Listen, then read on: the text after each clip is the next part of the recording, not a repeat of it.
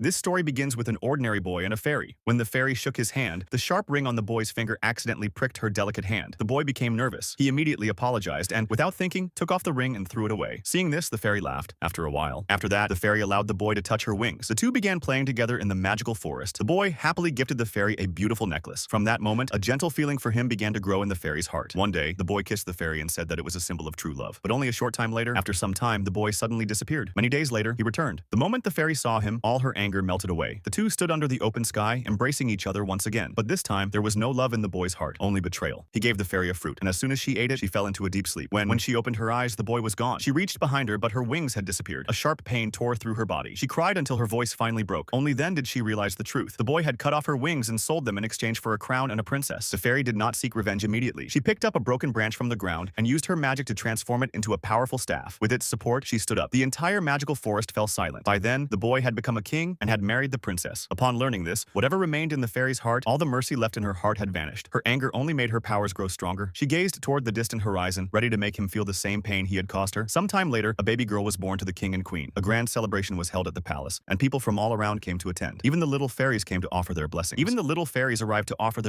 But that fairy also came, uninvited. She said, "I was deeply saddened that I did not receive an invitation." Silence fell over the palace. The king replied, "You are not welcome here." The fairy smiled and said, "I too shall give this child a gift." Then she declared that the princess would one day prick her finger on a spinning wheel's needle. The princess would prick her finger on a spinning wheel's needle and fall into a sleep as deep as death, from which she would never awaken. Frightened, the king sent the child to a hidden place to keep her safe. But the fairy knew everything. No secret could be hidden from her. When she saw the little girl, a cold smile appeared on her lips.